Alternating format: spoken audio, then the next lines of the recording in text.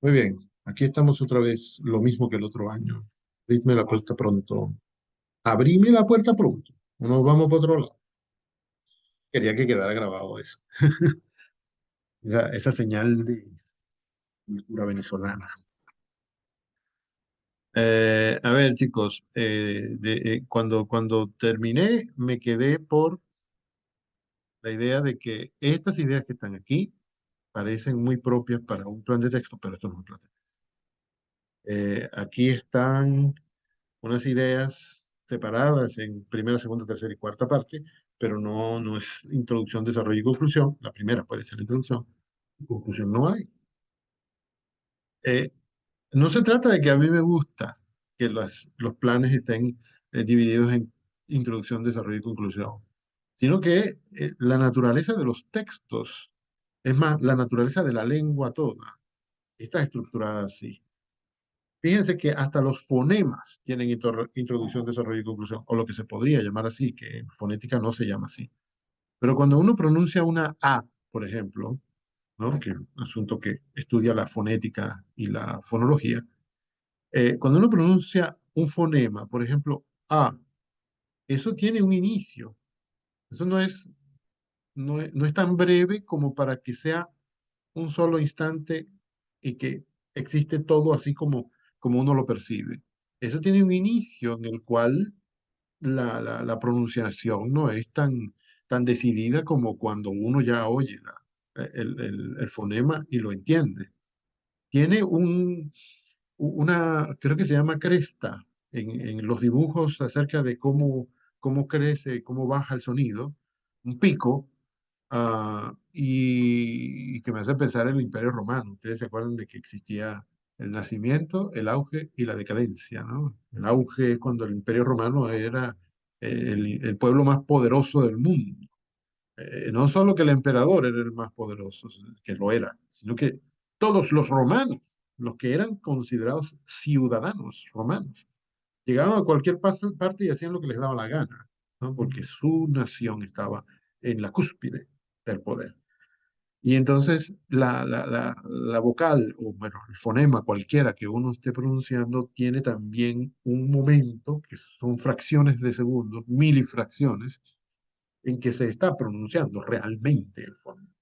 Y después lo que viene es el cierre, ¿no? Que se va a acabar el sonido. Uno le pone la lupa a eso, uno le pone el microscopio a la pronunciación, si eso fuera posible, se da cuenta de que al principio no tiene tanto sonido, llega un momento en que el sonido es máximo y después empieza a decaer y se acabó. Introducción, desarrollo y conclusión. Así son los textos también, generalmente, aunque uno no pretenda hacerlos así. Porque cuando uno empieza a hacer un texto, cuando uno empieza a contarle algo a alguien, y cuando no es contar, sino que es, digamos, que comentar, analizar, ¿no? Describir, también lo hace, incluso sin darse cuenta.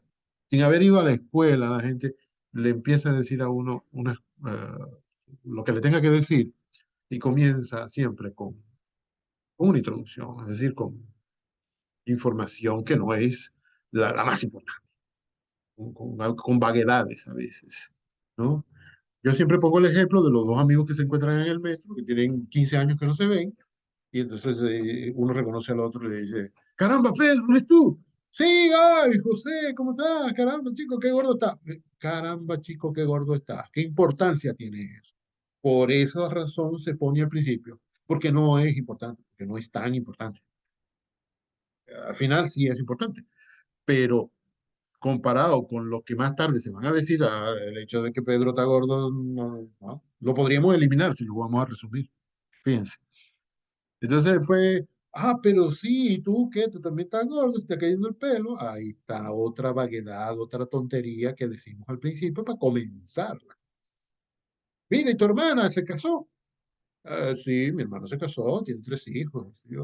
Ya uno ahí a uno descubre. Si yo estoy sentado ahí, estoy viendo eso, y me digo, lo que pasa es que José estaba enamorado de la hermana de Pedro y ella no quería nada con él. Y está preguntando si se casó para ver si puede volver a intentar. Pero entonces, pues, de que se dicen esas tonterías, esas cosas nimias, que no son tan trascendentales, de repente se dice, por ejemplo, inventando la historia, ¿eh? Pedro le dice a José, ¿y para dónde va? Ah, mira, no, que voy a una entrevista de trabajo. La cosa se pone seria, ahora vamos a hablar de trabajo. Y el otro dice, oye, ojalá que te contraten, chico, porque la situación está muy mala, uno tiene que trabajar, que no trabaja. Y el otro, claro que sí, yo tengo que pagar muchas cosas. Se pusieron serios. Empezaron a hablar de lo que de verdad, verdad tiene peso en la conversación. Eso no puede estar en la introducción, eso ya es parte de del desarrollo, de lo que normalmente yo llamo la artillería, lo que uno va a decir. En la introducción uno va anunciando, voy a hablar del trabajo. En el departamento de inglés, siempre cuando empiezan a hablar de uno de redacción, es decir, esto mismo que estamos tratando aquí, pero en esa otra materia, ¿no? Eh, Siempre le dicen a uno un truco que es fantástico, que yo lo recomiendo para todo el mundo. Yo les alabo a los de inglés ese tino que han tenido para describir esto así. Es algo así como esto. En la introducción uno dice información eh, introductoria, ¿de qué otra manera la voy a llamar? Información que no es tan importante, pero que va conduciendo al lector hacia la idea principal que uno quiere defender en el texto, o defender o mostrar simplemente, porque defender sería un texto argumentativo, la quiere mostrar sería un texto positivo, la quiere analizar sería un texto argumentativo también, ¿no? O no sé, analítico, etcétera, ¿no? Los diferentes tipos que existen, ustedes saben. Es información que no es de la más contundente que vamos a presentar, pero va dirigiendo al lector hacia esa idea principal de la cual se va a tratar el texto, o la conversación, el libro, la novela, lo que sea. Y entonces llega el momento al final de la introducción, en que uno dice su idea central, ¿no? Que aquí en su idea central, la que uno quiere, la razón por la cual uno se dijo, voy a escribir esto, ¿no? Que en este caso podría ser, por ejemplo, dar a conocer el impacto negativo y las consecuencias de la corrupción que hubo en la FIFA para elegir Qatar como la sede del Mundial del 2020. ¿No? Pues, al final de la introducción uno viene y dice eso, ¡pum! De esto es que yo quiero hablar. Y entonces, en inglés, en el departamento de inglés, en la escuela de idiomas por lo menos, que es la única escuela en la que yo he estudiado, en la única escuela universitaria. En el departamento de inglés le dicen eso a uno. Una vez que usted dice la idea central, se acabó la introducción. Ahora viene la artillería de los argumentos que usted va a presentar. Entonces comienza o puede comenzar el desarrollo diciendo, en primer lugar, existen declaraciones de los ministros del rey de Qatar que afirman que les habían ordenado que consiguieran esta sede a como diera lugar. En, otro párrafo. En segundo lugar, existen declaraciones de funcionarios europeos de la FIFA que aseveran que el rey de Qatar los llamó en varias ocasiones. En tercer lugar, uno presenta sus argumentos ordenados. Puede ser que uno empiece con el menos más débil para terminar al final con la bala que aniquila al enemigo, ¿no? El más fuerte, el más contundente, el mejor argumento, el que no va a dejar a nadie vacilante, sino que lo va a convencer totalmente. Eh, Puede ser que uno empiece primero con claro, no va a empezar si no es primero. Puede ser que uno empiece la enumeración de los argumentos con el argumento más grande, el más importante, y después termina con los más débiles. Eso también puede ser. O puede darle algún otro orden racional, no a lo loco. Uno se busca su orden y lo pone ahí. Y ese es el desarrollo. Y uno no se conforma con decir que hay unos funcionarios cataríes que han confesado que el rey los presiona y deja eso ahí. No, uno tiene que explicar eso, porque para eso son las ideas secundarias. Esto de que el rey presionaba a sus ministros para que consiguieran la sede, esa es la idea principal de ese párrafo, el primero del desarrollo puede ser. Después eso hay que explicarlo, hay que dar más información sobre eso para que la gente quede convencida de que eso es verdad. No tienes que mencionar, por ejemplo, en el reportaje que escribió fulanito de tal, en el periódico italiano tal, aparece esa noticia y uno pone la dirección ahí para que el lector vaya y lea, etcétera, ¿no? Y una vez que uno ha dado todos sus argumentos, que pueden ser 5, 6, 7, 8, 9, 20, ¿no? Un plan de estos que ustedes tienen que hacer en primer año, en un examen, 3 estaría muy bien, ¿no? 2 es poco, pero 3 está muy bien. 4 también está muy bien, pero ya empieza a ser mucho. Entonces, bueno, cuando son 4, yo estoy muy feliz porque esto significa que el estudiante está reflexionando bastante. Pero 3 está muy bien, normalmente. Con 3 ideas uno puede escribir un montón. Y después viene la conclusión. ¿Y qué es la conclusión? Yo tenía una maestra en primaria que decía que la conclusión no es como dicen aquí. Ella decía, ella criticaba a los otros maestros que enseñaban que en la conclusión uno repite lo que dijo en el resto del texto. Eso no tiene sentido. ¿Por qué lo tiene que repetir? Eso ya está escrito ahí y usted quiere volverlo a leer. Bueno, eche para arriba y lea otra vez. Que eso lo tengo que repetir en la conclusión. Y nos decía, no, niños, en la conclusión ustedes ponen lo que aprendieron, ¿no? Lo que conocen ahora y su nueva posición que tienen con respecto a ese tema, una vez que han leído tanto y que han escrito tanto sobre el asunto. Se pusieron a leer, a investigar, se pusieron a escribir, a reflexionar. Entonces, la conclusión es para darle al lector ideas que se le han ocurrido a usted y que posiblemente se le han ocurrido a él, lector, pero bueno, nada nos asegura que sí se le ocurrieron. Se las pone ahí. Eh, yo siempre me acuerdo de esa maestra porque me parece que tenía razón en muchas cosas. Y eso es una idea fantástica, porque todos los otros profesores, incluso los de bachillerato, le decían a uno, ay, tú repites ahí brevemente lo que has dicho, para que lo voy a repetir. Tiene que ser una cosa nueva, porque como ustedes saben, porque han estudiado los mecanismos de progresión temática, un texto no se puede quedar en una sola idea fija todo el tiempo. Te pone una idea y más adelante tiene que poner alguna nueva. Y cuando termina de tratar eso, tiene que poner otra nueva, porque si no el texto no es informativo, entonces no cumple con los criterios para hacer un texto de verdad, verdad. En la conclusión, usted no puede repetir lo que ya ha dicho, usted tiene que hacer una reflexión nueva. Normalmente las conclusiones son para reflexionar. Normalmente el desarrollo es para presentar datos.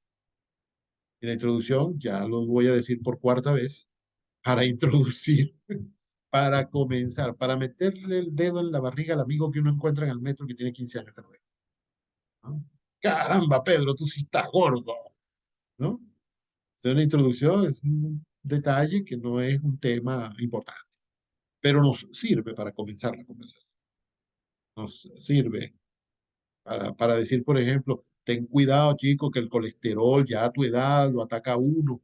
Y entonces, no, si tú tienes hijos, ¿qué quieres? ¿Morirte temprano y dejar a un muchacho sin terminar de criar? Ay, Dios mío, cuando mis biógrafos oigan cómo daba clases yo, como porque ponía, se van a volver locos. Bueno, entonces, esto me hace pensar en alguien que dijo ahorita en el chat que tenía unos compañeros en otras secciones que hacían los planes de texto como si fueran un índice.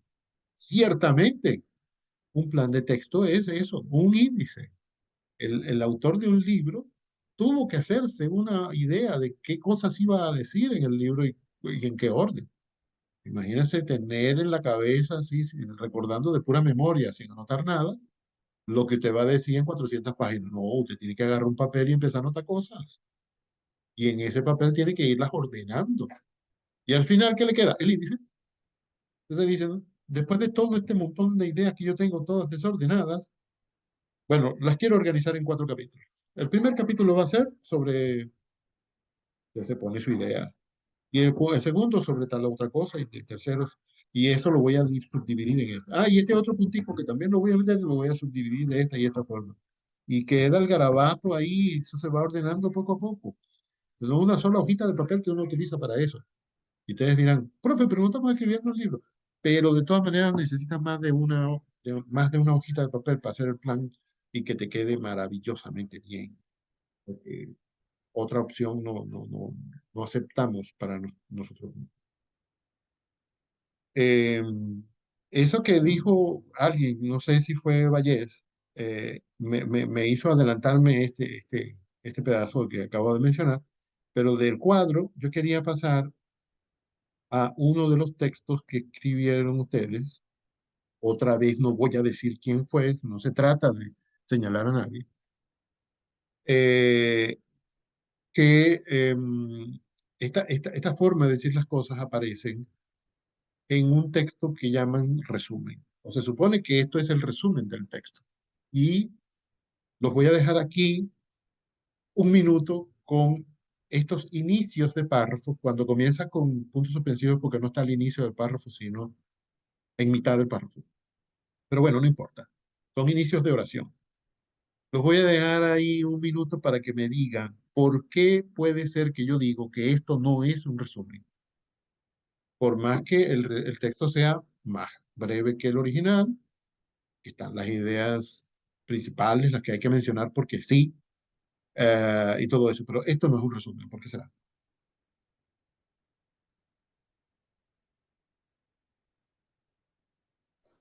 O sea, viéndolo, Usted no puede ay, empezar como sea, señor Cuervo, porque no ha dicho nada todavía. Uno dice o sea cuando primero dice una frase que puede ser medio complicada y después la quiere simplificar. Uno dice, por ejemplo, todavía hay sol en las tapias, como diría Don Quijote. Es decir, todavía hay tiempo, no se ha puesto el sol, el día no se ha acabado. Pero para decir o sea, tienes primero que decir una cosa que quizá no sea tan sencilla de entender. No puedes comenzar como sea. Esto bueno, parece pero que es con cuervos, la pero lengua es flexible. esto, esto parece que es con cuervos, pero es con todos. Adelante, compañero. Pues lo que yo veo es que suena, o sea, se lee más como un análisis, o sea, como una opinión del que lo está escribiendo, que Sí, un resumen imparcial del texto, pues. sí. ¿Alguien más? Miren, chicos, en las clases presenciales yo hago esto todo el tiempo, casi todas las clases. Y a veces sale alguien y dice, ay, profe, no destroce tanto mi texto, chico, yo no quería decir que eras tú, cállate la boca. Este, ¿a alguien más se le ocurre alguna idea con respecto a esto? Acerca de por qué esto no es un resumen, o así no empiezan las oraciones en los resúmenes.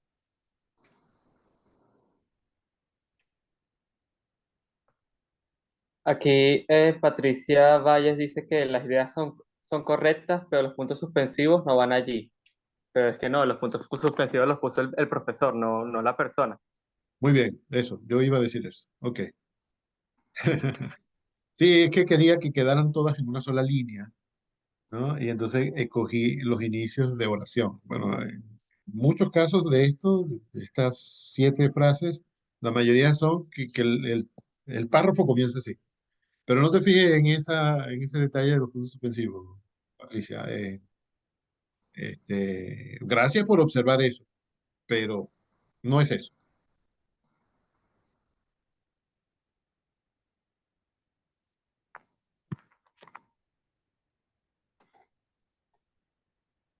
Bueno, muy bien. La idea de cuervos es la correcta. Exactamente. Esto no es un resumen. Esto es lo que comenta, un comentario. Esto es lo que comenta el autor del resumen acerca del texto. Fíjense que habla del texto. El resumen comienza indicándonos, etcétera. El texto original no debe haber dicho, leí resumen, debería decir texto. El texto comienza indicándonos, etcétera. El original no habla de sí mismo. Entonces, el resumen tampoco debería hablar de sí mismo o del otro texto.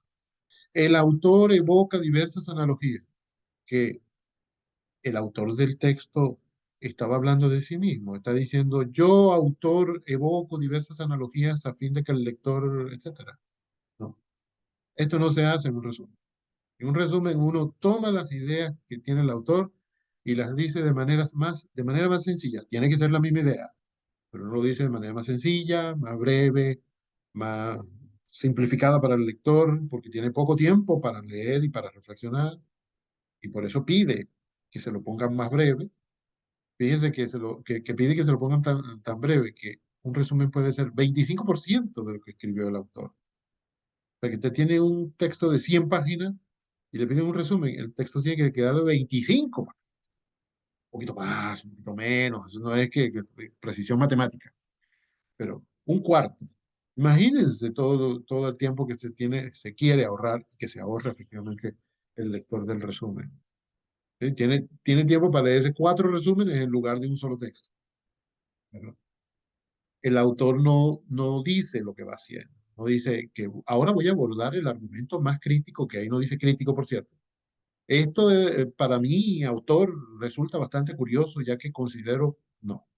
Él simplemente va y dice lo que le parece peculiar. Y mira, en 1, 2, 3, 4, 5, en el quinto punto, de igual forma, el que empieza con igual forma, menciona el nombre del autor. El autor no menciona su propio nombre. No es que él comienza alguna frase o algún párrafo diciendo, yo, Manuel Soriano, quiero resaltar la postura contra... No. Entonces el resumidor tampoco. Entre otras razones, les voy a poner la razón más simple y más tonta que pueda haber. No hacemos eso en el resumen, porque entre otras razones, nos quita espacio. Esas dos, sí, palabras que yo uso, Manuel Soriano, me hubieran podido servir para yo escribir otras 2 palabras que son necesarias para el resumen.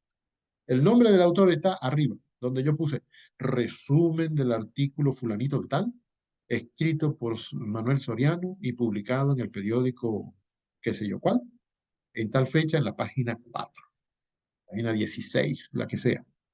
El lector, al comenzar a leer el artículo, el resumen, sabe cómo se llama el autor. Que yo se lo pongo en un título, en una nota donde dice, este texto no es el original, tiene un resumen, moca. Eh, y el autor tampoco habla de sí mismo. Bueno, puede ser que el artículo sea escrito en primera persona, sí, pero él no se menciona a sí mismo. El nombre del autor está arriba, debajo del título. Entonces, estas son cosas que no se hacen en el resumen. Y yo creo haberlo dicho en clase. Es más, ya no voy a poder poner eh, el video que quiero poner de otras clases en que lo menciono. Esto entonces es típico del comentario, no del resumen, ¿sí? Si estuviéramos en clases presenciales, bueno, en las clases virtuales también se puede hacer, perfectamente se puede hacer, porque no sé por qué comencé diciendo, si fuera clase presencial, lo que yo hago normalmente es devolver este examen y decir, usted tiene que escribir un resumen, no esto, vaya, arrégleselas. No sea así tan despiadado. Explico. Lo que escribiste fue un comentario. Estás dando tu opinión, porque cuando dices, comienza indicándonos. El autor aborda el argumento más crítico. Para el autor resulta bastante curioso. No estás haciendo lo que hizo el autor. Estás pensando tú mismo. Entonces tú tienes que quitar todo eso y decir las cosas más o menos como las dijo el autor, pero más sencillo, más breve, ¿no? Si hay información repetida, tú lo dices una sola vez, ¿no? Si hay una información que se parece, las pones juntas. Y bueno, y vas eliminando la que te parece que es menos relevante, etcétera. No voy a dejar de compartir esto porque daría que al menos parcialmente comenzáramos a ver el video. Hasta ahora tenemos preguntas o comentarios, que ustedes saben que me pueden interrumpir. No, bueno, ahora tengo la duda, sí, que no me acuerdo si lo hice así o no. Mejor no te digo nada para que te sorprendas. Ay, Dios mío, no, ay, no le digas eso. Ay, por Dios. No, chicos, no me acuerdo, no me acuerdo. Vamos a ver, debe ser aquí que está eso. Vamos a poner el sound. Ah, video del canal. Ajá, ¿están viendo esa foto donde dice 2550? Sí, Sí. Esa es la portada que le hice a una clase de lengua 2 sobre la novela policial. Pero este señor que está ahí es Rafael Cadena, el poeta venezolano que recibió ayer, de manos del rey de España y la reina, el premio Miguel de Cervantes, el poeta vivo más importante en Venezuela. ¿Dónde está? Aquí está. Esta también es una autora venezolana, Lucila Velázquez. Hay dos Lucilas, de Lucila Velázquez y Lucila Palacios.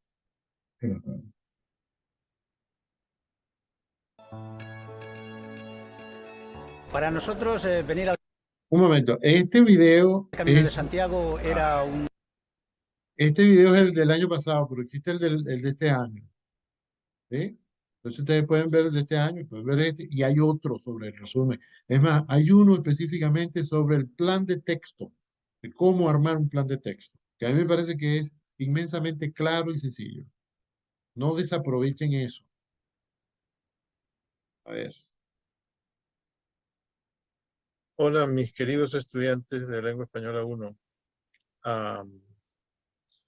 Bueno, yo preparé, Como no tenemos mucho tiempo de lo que queda de esta grabación, me voy a saltar la introducción, donde lo voy a dejar un poquito, para que ustedes vean que no estoy tratando exactamente el tema importante del día, sino lo que está alrededor. Por eso es introducción. este video porque no tengo muchas otras opciones de encontrarme con ustedes, como he hecho en otras semanas. Y porque la semana pasada, lamentablemente, no pude reunirme con ustedes. Ay, el año pasado pasó lo mismo que este año. Entonces, bueno, preparé esto para que el contenido que la semana pasada no vimos juntos esté concentrado en un video de, espero yo, que no sean muchos minutos. No, fueron 60 minutos nada más. Bueno, ya está bueno de introducción. Vamos a ver. Tardaba 3 o 4 horas, incluso el trabajo que le piden a uno en materias como esta y en otras, en todas las otras. Una vez que me convencí, porque no fue inmediatamente cuando vi la forma de hacerlo en la universidad, cuando se estudió esto, cuando yo lo estudié, eh, fue, digamos que unos semestres después, bastantes, y me di cuenta de que aquello que yo me tardaba 2 días, 3 días en arreglar, en poner bien, en darle una forma aceptable, usando el plan de texto, es decir, haciéndole caso a mi profesora, me tardaba 3 o 4 horas. Incluso he llegado a escribir cosas como las que ustedes han visto en Ritos de Hilación, digamos que en 1 hora o menos. Una vez que uno tiene su idea clara y una vez que uno sabe cuáles son los puntos en los cuales se descompone esa idea, y una vez que uno sabe qué viene después de qué y lo tiene anotado para no perderse en el camino, es muy sencillo. No digo yo demorarse poco, sino que además utilizar la energía y el tiempo que no malgasta en este caso en buscar formas hermosas de decirlo, o ejemplos más ilustrativos, o eh, enfoques más creativos o más inteligentes. Entonces, chicos, yo estoy haciendo esto no solo porque la semana pasada no me pude reunir con ustedes, sino también, y más importante, porque es de lo más importante, perdónenme la repetición, de lo más importante que van a aprender. Eh, estará pasando que no se mueve hacia la siguiente. Muy bien, aquí está. Antes de escribir, momento, esto es algo que también les había dicho, ¿no? Creo que lo dije la semana pasada por medio de un audio de WhatsApp. Eh, Antes de escribir nada, hay que hacerse unas preguntas que el profesor Daniel Casani, o Casaño, como se pronuncia eso en catalán, pone en su libro La cocina de la escritura.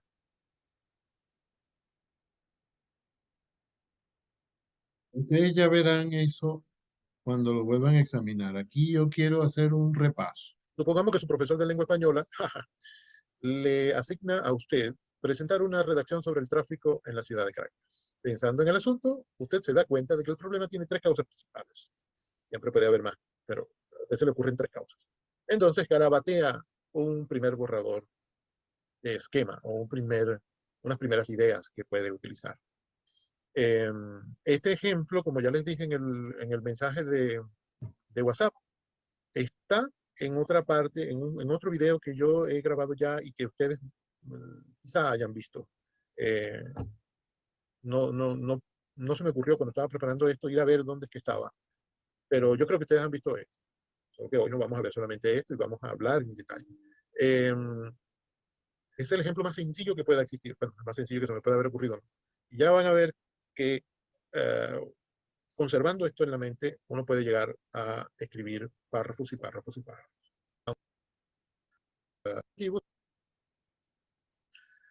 Y no se trata de que yo desee que escriban libros, pero si los escribieran eso sería fantástico y yo me sentiría orgulloso de ustedes. Vamos a ver, entonces supongamos que el profesor de lengua les pide que escriban sobre el tráfico en Caracas. Vamos a escribir un primer párrafo sobre eso, un párrafo introductorio. A uno se le ocurre que ese problema tiene tres causas principales. A ver, el tráfico en Caracas es un problema porque, ¿por qué es un tráfico? Ese puede ser el título. Mientras uno está haciendo esto, mientras uno está haciendo la planificación, se le ocurre el título.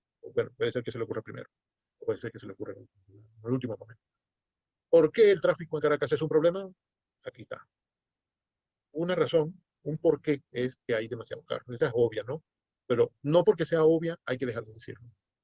Es obvio, pero no, ya se ha dado una explicación.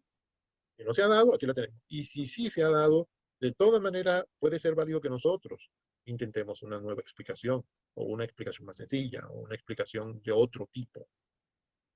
Una segunda razón por la cual el tráfico es un problema en Caracas es que las calles están deterioradas. Todo el mundo sabe eso. Desde que yo estaba en segundo grado de primaria, oigo decir eso. Yo no vivía en Caracas en esa época, pero todos los días lo decían las noticias. Y la tercera razón que nosotros hemos pensado es que los conductores violan las reglas, las normas de tránsito, ¿no? Vamos a ver. Perdón que interrumpe y adelante, porque me da miedo demorarme en partes que no son las que les quiero mostrar. Fíjense, ya ahí, eso que acaba de hacer este señor que está presentando este video, ya es un plan de texto. Un primer punto, de ahí podemos sacar un párrafo. Y él lo va a hacer. Ciertamente parece un índice, ¿no, Patricia? Vamos a seguir. Esas tres causas que hemos pensado, no hubo que investigar mucho, pero si se investiga mucho mejor. No hubo que reflexionar mucho, pero si se reflexiona mucho es mejor. No hubo que anotar mucho, pero si se anota mucho es mejor.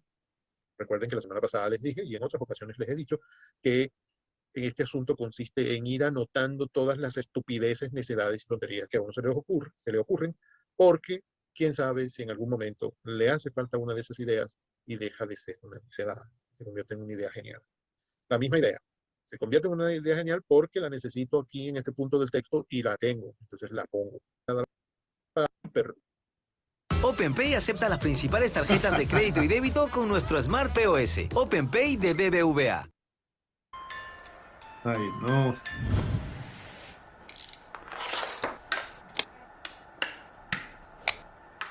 Y tenemos que ver todo esto. No, profe, ya la quitaron. No, me quitaron. Ya podemos escribir un párrafo como el que viene ahora, que bien puede ser el párrafo inicial de un texto sobre el problema del tráfico. O puede ser uno de los párrafos que vaya en mitad de un artículo sobre el asunto. El tráfico el tráfico en la ciudad capital de Venezuela, si el texto lo va a leer mucha gente en el mundo. Si usted pone esto en internet, habría que poner la capital de Venezuela, porque entonces habría que decirle al mundo entero que estamos hablando de Caracas, ¿no? En Venezuela, sí, dentro del país de uno no necesita nombrar la capital para que los lectores sepan que nos referimos a ella. No puede decir la capital tiene su idea. Bueno, el tráfico en la ciudad capital desde hace mucho tiempo se ha convertido en un problema. Acuérdense de cómo lo dijimos en el plan. El tráfico en Caracas es un problema. Miren cómo ahora dijimos en el texto, el tráfico en la ciudad capital desde hace mucho tiempo, ese dato no lo habíamos anotado en el plan, se ha convertido en un problema. Es un problema, se transformó se ha convertido en un problema. Se puede decir de maneras más amplias.